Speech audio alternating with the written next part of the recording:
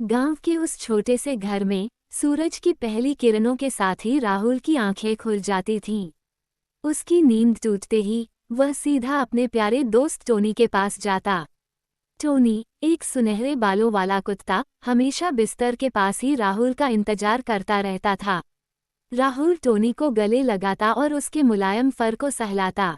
वे दोनों मिलकर दिन की शुरुआत करते।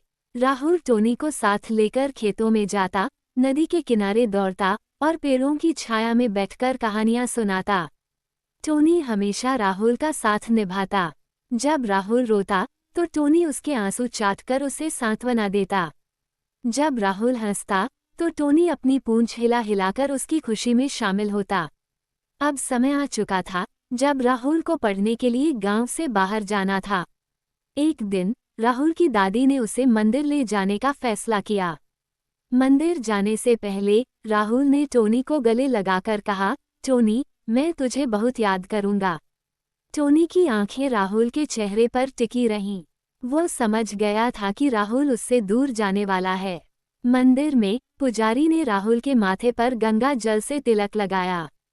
फिर उसने एक कटोरी में रखी मिट्टी से राहुल के माथे पर एक और तिलक लगाया। ये मिट्टी का तिलक गांव के लोगों के लिए बहुत खास था। माना जाता था कि इस मिट्टी में देवी देवताओं का आशीर्वाद होता है। राहुल को ये तिलक बहुत पसंद आया। उसे लगा जैसे उसके माथे पर देवताओं का आशीर्वाद है। राहुल घर लौटा और सीधा टोनी के पास गया। उसने टोनी को अपना तिलक दिखाया।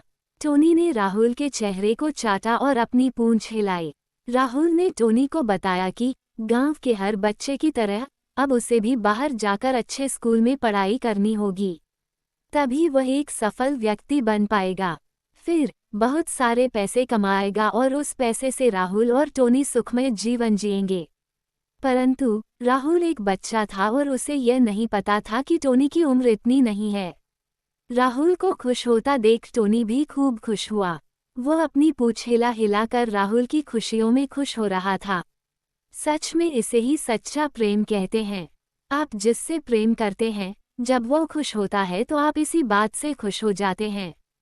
फिर एक दिन सुबह राहुल गांव से बाहर दूर शहर में पढ़ने चला गया।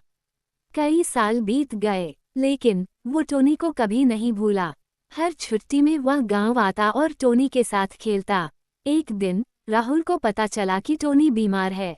वह तुरंत गांव गया। टोनी बहुत कमजोर हो गया था। राहुल ने टोनी को गोद में उठाया और उसे अपने सीने से लगा लिया। टोनी की आंखें धीरे धीरे बंद हो गईं। राहुल टूट गया था। उसने टोनी को एक सुंदर से पेड़ के नीचे दफनाया। रात को राहुल उस पेड़ के नीचे बैठा और टोनी को याद किया। आकाश में चांद चमक रहा था और तारे टिमटिमा रहे थे। राहुल ने सोचा कि टोनी अब आसमान में एक तारे के रूप में चमक रहा है और वह हमेशा उसके साथ है। कुछ सालों बाद राहुल एक सफल व्यक्ति बन गया। उसने शहर में एक बड़ा घर बना लिया। उसे कभी भी गांव और टोनी की याद नहीं आती थी। एक दिन उसे एक सपना आया। सपने में टोनी उसके पास आया और कहा, राहुल, तुम मुझे भूल गए। राहुल ने मन ही मन वादा किया कि वह जानवरों का एक अस्पताल बनवाएगा ताकि सभी जानवरों को अच्छी देखभाल मिले। उसने सोचा कि यह टोनी को समर्पित सबसे अच्छा उपहार होगा।